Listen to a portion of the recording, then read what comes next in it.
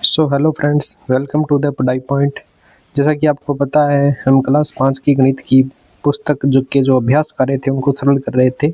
इसी कड़ी में आज हम चौथे अध्याय के अभ्यास प्रश्न करते हैं। देखिए, इसमें जो पहला प्रश्न दे रखा है उसमें हमें कह रहा है मिलान कीजिए। एक तरफ हमें कोण दे रखे हैं, न्यून कोण, अधिक कोण और समकोण, और दूसरी तरफ उनके मान दे रखे हैं जैसे 90 डिग्री, 90 डिग्री से कम और 90 डिग्री से अधिक व 180 डिग्री से कम।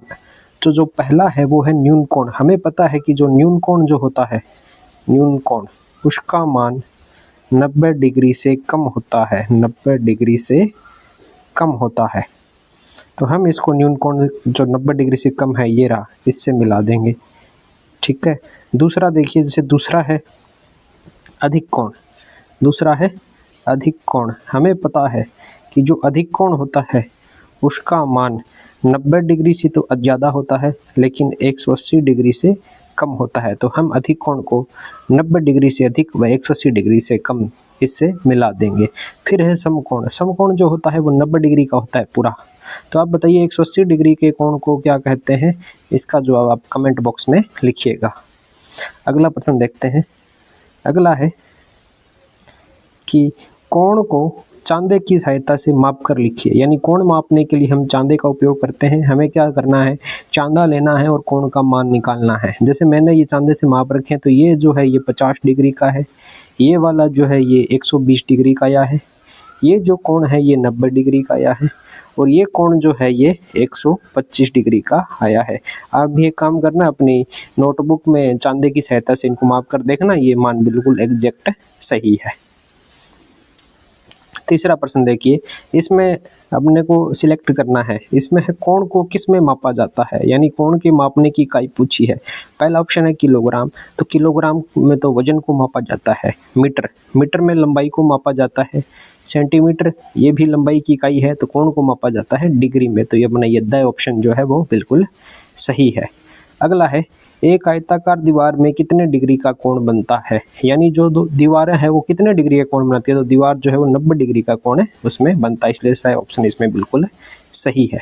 अगला देखिए, अगले में हमें क्या करना है, रिक्त स्थानों की पूर्ति करनी है।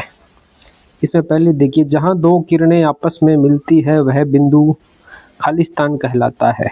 तो दो किरणें जब मिलती है तो उस बिंदु को, जैसे ये किरण है एक और एक ये किरण, तो ये पूछ रहा है ये बिंदु जो है इसको क्या कहते हैं। तो दो किरणों के मिलान बिंदु को आपको पता होगा क्या कहते हैं, शीर्ष कहते हैं। तो यहाँ पर क्या आ जाएगा, शीर्ष आ जाएगा। दूसरा प्रश्न देखिए, 90 डिग्री के कोण को खाली स्थान कहते हैं, तो हमें पता है 90 डिग्री के कोण को समकोण कहते हैं। अगला है कोण को मापने के लिए खाली स्थान का उपयोग किया जाता है। तो ये भी सिंपल सा प्रश्न है, हमें पता है कोण को मापने के लिए किसका उपयोग किया जाता है, चांदे का। अगला प्रश्न दे रखा है चांदे की सहायता से कोण बनाइए। अब हमें क्या करना है, कोण बनाने हैं चांदे की सहायता से। तो इसमें दे रखा है एक तो बनाना है हमें 90 डिग्री का, एक 120 का, एक 45 डिग्री का और एक 160 डिग्री का। तो यहाँ पर नीचे मैंने आपके लिए कोण बना रखे हैं, आप एक बार ट्राई करना, अगर नहीं बने कमेंट बॉक्स में लिखना।